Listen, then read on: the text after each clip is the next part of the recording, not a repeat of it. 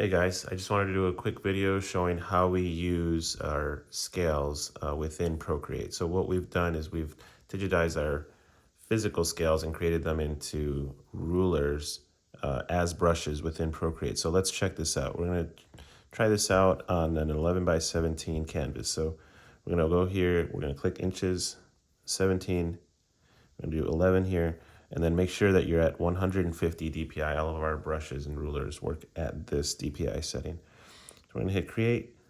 Now we have an 11 by 17 sheet here. So to get the rulers into Procreate, you're gonna have to click on this plus button and then hit import. Now you're gonna find it wherever you saved it, whether it was on your iCloud drive or in your Dropbox. You're gonna find it, click on it, and then Procreate is gonna drop it into your brush library here. So let's check out this 10 scale. And so the nice thing about this 10 scale is that it's actually a 10 and a 50. So if you look here, the top edge of this is a 10, and then the bottom edge is a 50.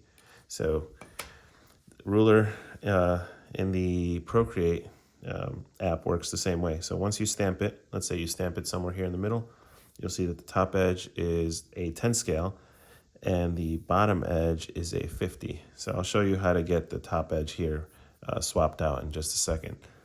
But another thing to note here is that most Procreate rulers respond to this slider. Ours is set up so that no matter what setting this is at, it won't affect the size of the brush. So nothing to worry about on this side.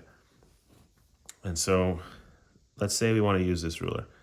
We can click on this icon, we can move it around, we can rotate it wherever we need it, whether we're using it for measuring or whether we're using it for actually drawing a line. This is how you start. And so once you position it into the right place and you want to draw with it, you want to draw on a layer above it here. And one efficient way of working with this is actually working with it within a grid, because if you don't have a grid set up, let's say you just have another brush here selected. You could just kind of click along here, and then Procreate has this nice feature where if you hold on for a few seconds, it'll give you a nice straight line. So that's one way of working with the ruler. And you would just position this line wherever you need it. But a better way is to just use a grid so that you can draw right along the top edge here. So we're going to click wrench icon, drawing guide, edit drawing guide. And if you're using this 10 scale, it's nice to set the grid size to 1/10 of an inch. So we're going to go inches, 0.10, done, and done. And so now you can position this with the grids if you want, or you can position it without the grids. But if you want to test out the accuracy here, just move this brush so that it's at the 0, and the 0 lines up with one of these grid lines, let's say here. And you'll notice that all the tick marks line up, even all the way down to the 12 mark right here.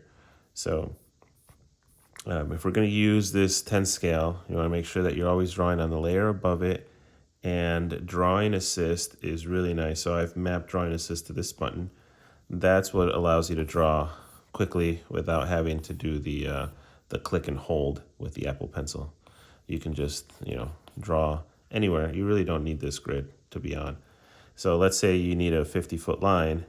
You start at 0 here, and then you end at 50, and you're done.